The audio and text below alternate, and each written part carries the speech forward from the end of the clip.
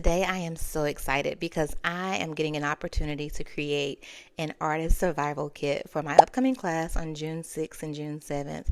Y'all, I'm so excited to have these artists join me, and I just cannot wait for everything that's going to unfold as we share this experience together.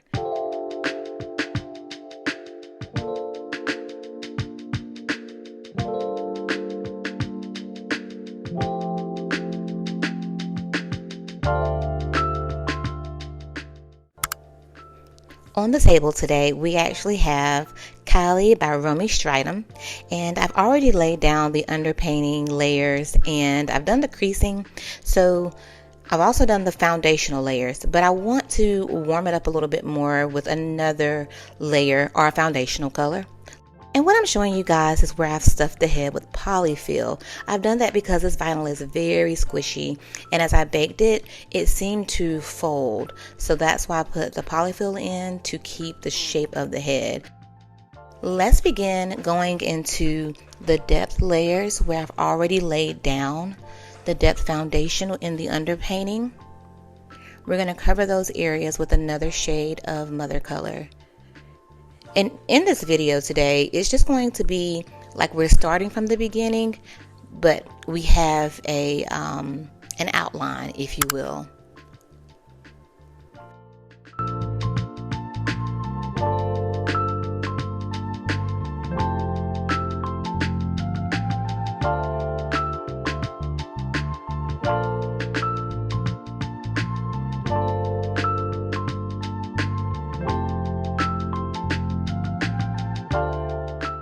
So in having this outline, all we're doing is tracing with the foundational layer again, just to warm it up and to bring back the color that we really want to have. Because when you're doing underpainting, you're going in with different colors and it can make the vinyl look very pale.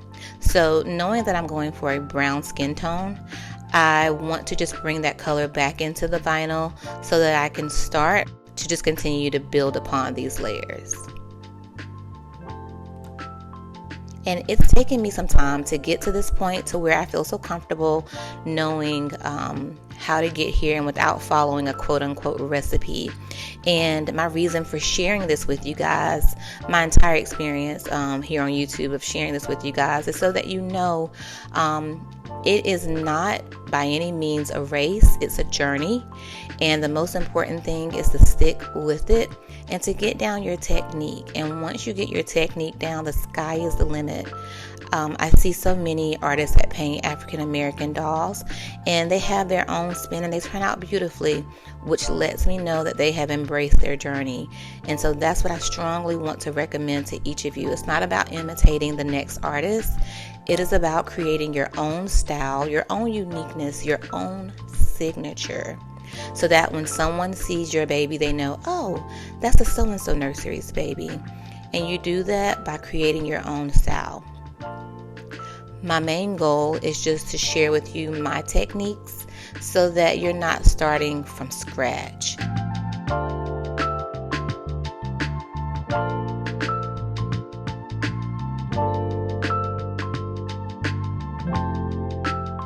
But again, just pouncing out this layer because pouncing is what gives you the evenness.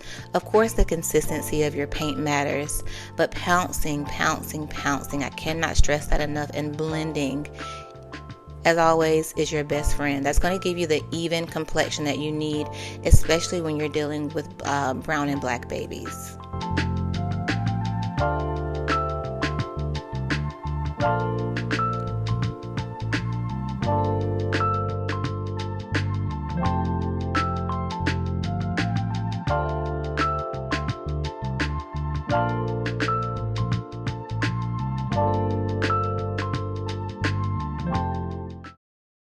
Let's jump into the arms. So as far as the fingers go, again, I'm just following the outline that I've already created with the depth layers.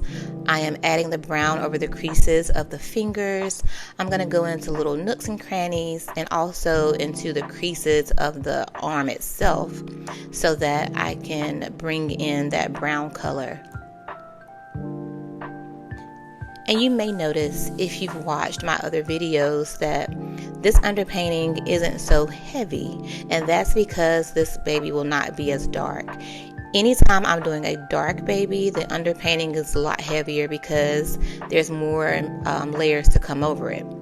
But when I'm going like mid-brown, I tend to go much lighter with the underpainting. And if you're not familiar with what I'm talking about with underpainting, I'll be sure to leave a video up here so that you guys can follow me there. But I call it paint before you paint.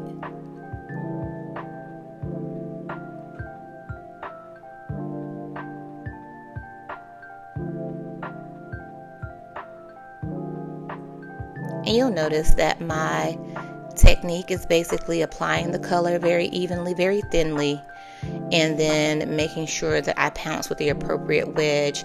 You may have noticed I brought in my used and abused brown wedge whenever I was going into the fingers, and that's because that particular wedge, which I cannot find anymore since Face Secrets from Sally's is no longer available, those wedges, it has like a finer tipped end, so that helps me to get into those creases and deep folds so I can clean them out really good.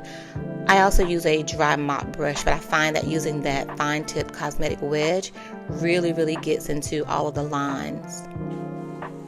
And we're just repeating what we did on the other hand on this hand.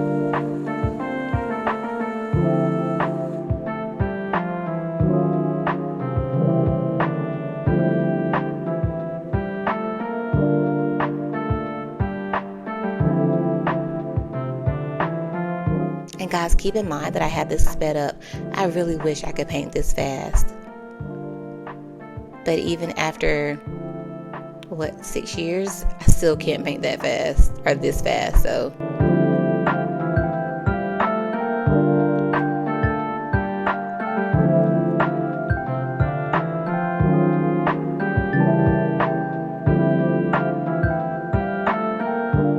And again, this is me bringing out my handy dandy brown cosmetic wedge.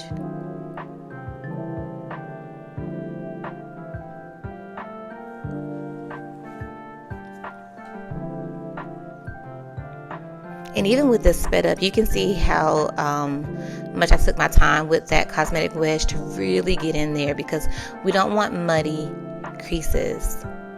And you can get away with it, but it's a little secret. You can kind of get away with a little bit of muddiness if you're going darker, but when you are going lighter, you have no room for error. You have no room for cakey looking creases or packed creases, packed with paint.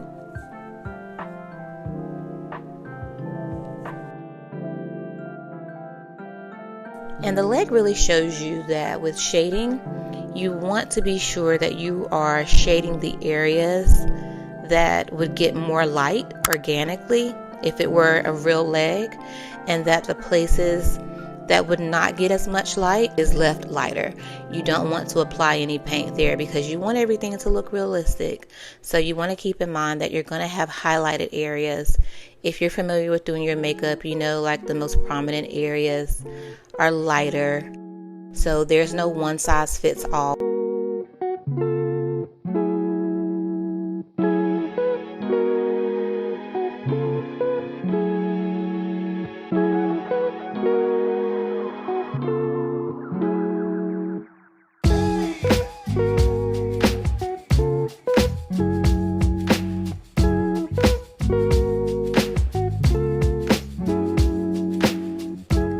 And can I just say, I missed you guys. Like I said, I didn't want to be redundant and do another Paint With Me series, but hey, this is a different complexion, and who knows, that's just what we may end up doing, because I've learned just by watching the analytics that this is what you guys like, and I want to do what I like, and I definitely want to do what you like. So if Paint With Me is what we do here at Victoria's Little Peanut Nursery and share other things like box packing and things like that, then that's what we'll do. And feel free to leave your suggestions so that I know exactly what you guys wish to see. And if there's something that you're struggling with, hey, this is a very safe space. Our community is so supportive, I've learned, and there's no wrong question. It's only about finding out the information that you need in order to be successful.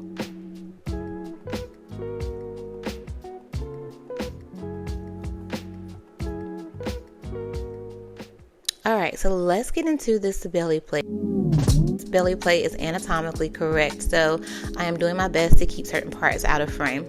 So here again, I am just following the outline I've created with the underpainting. And I hate that I didn't think to begin this kit with the underpainting, but we've gone over that in the previous series, so I don't feel like we're completely out of sorts. But I am just going around the belly plate, creating some shading. We know the little pop belly area is going to be lighter, so I am just going around it to make sure that it is darker in the end, just building up the initial layers.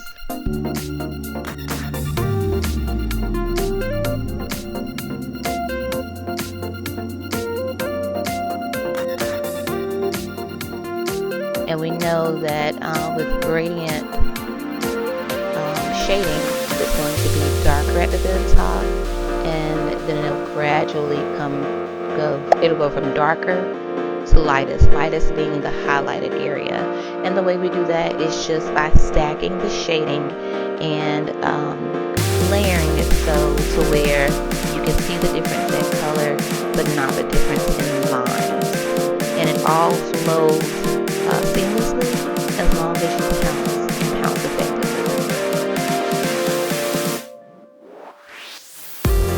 But just as you see me doing, I am taking the paint and pouncing it off, but also blending it upwards towards the lighter areas. Alright, so let's put this baby in the oven and let it cure. And I've only done one layer. Guys, that's about it for this video. I hope to see you in the next upload.